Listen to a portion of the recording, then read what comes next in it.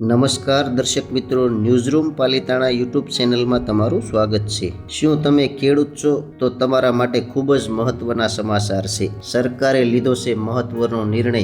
March મહિનામાં જે માવઠું થયું છે એના સરકારે કર્યા છે અધિકારીઓને આદેશ સૂચન કર્યું છે કે 24/3/2026 થી લાગુ કરવામાં આવ્યો છે કે કયા કયા જિલ્લામાં નુકસાન થયું છે અને કેટલું નુકસાન થયું છે। સંપૂર્ણ સર્વે કરવાના આદેશ આપી દીધા છે। તો વિડીયોમાં સંપૂર્ણ વિગત હું તમને દેવાનો છું, તો પૂરેપૂરો વિડીયો જોશો એટલે માહિતી સમજાઈ જશે કે કયા જિલ્લામાં લાગુ કરાયો છે। અને એ પહેલા આપણી ન્યૂઝરૂમ પાલિતાણા 1818 ને સબસ્ક્રાઇબ ન કરી હોય તો ફટાફટ સબસ્ક્રાઇબ કરી લેજો। ગુજરાતમાં હવામાનના મિજાજમાં આવેલા ઓચિંતા પલટાને કારણે ભર ઉનાળે ચોમાસા જેવી સ્થિતિ સર્જાઈ છે। રાજ્યના અનેક જિલ્લાઓમાં ભારે પવન અને ગાજવીજ સાથે કમોસમી વરસાદ ખાબક્યો છે। આ અણધારી કુદરતી આફતે ખેડૂતોના મોઢે આવેલો કોળિયો છીનવી લીધો છે, જેના કારણે ઊભો પાક જમીનદોસ્ત થઈ ગયો છે અને ખેડૂતો આર્થિક મુશ્કેલીમાં મુકાયા છે। ખેડૂતોની વેદનાને ધ્યાન રાખી રાજ્ય સરકાર તાત્કાલિક હરકતમાં આવી છે। કૃષિ મંત્રી જીતુભાઈ વાઘાણીએ રાજ્યના તમામ અસરગ્રસ્ત જિલ્લાઓ અને તાલુકાઓ પાસેથી પાક નુકસાનીનો પ્રાથમિક રિપોર્ટ મંગાવ્યો છે। કૃષિ મંત્રી જીતુભાઈ વાઘાણીએ જણાવ્યું કે ક્લાઇમેટ ચેન્જની આ અસરને કારણે થયેલા નુકસાનને સત્વરે સર્વે કરવા તંત્રને કડક સૂચનાઓ આપી દેવામાં આવી છે। સરકાર દ્વારા સ્પષ્ટ કરવામાં આવ્યું છે કે કૃષિ વિભાગની ટીમો ગ્રાઉન્ડ લેવલ પર જઈને નુકસાનીનો આંકડો મેળવશે।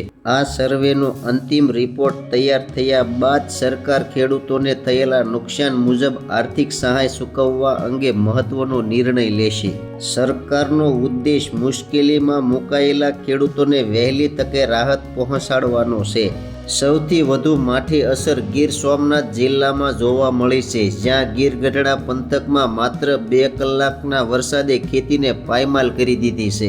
હરમડિયા અને આસપાસના ગામોમાં ભારે પવન સાથે પડેલા વરસાદે ખેતરોમાં પાણી ભરી દીધા છે। ખેડૂતો હવે સરકાર પાસે વિનંતી કરી રહ્યા છે કે વહીવટી તંત્ર તાત્કાલિક ધોરણે સર્વેની કામગીરી પૂર્ણ કરે। બાગાયતી અને ઉનાળુ પાકને વ્યાપક નુકસાન। આ કમોસમી વરસાદે ખાસ કરીને બાજરી, તલ, ડુંગળી અને અડદ જેવા ઉનાળુ પાકોને ભારે નુકસાન પહોંચાડ્યું છે। વધુમાં ગીર પંથકના આંબાના ઝાડ પરથી કાશી કેરીઓ ખરી પડવાને કારણે અને અનેક જગ્યાએ આખા ઝાડ ધરાશાય થવાને કારણે બાગાયતી ખેતી કરતા ખેડૂત પણ રાતા પાણીએ રોવાનો વારો આવ્યો છે। હવામાન વિભાગની આગાહી મુજબ ખેડૂતો પરથી હજુ સંકટ ટળ્યું નથી। રાજસ્થાનમાં સક્રિય થયેલી સાયક્લોનિક અપર એપ સિસ્ટમને કારણે આગામી 7 દિવસ સુધી બનાસકાંઠા, સાબરકાંઠા, પાટણ અને મહેસાણા સહિત ઉત્તર ગુજરાત અને સૌરાષ્ટ્રના અમરેલી, ભાવનગર તથા ગીર સોમનાથ જિલ્લામાં વરસાદની પૂરેપૂરી શક્યતા છે। ખેડૂતોને હજી પણ પડ્યા ઉપર પાટું છે।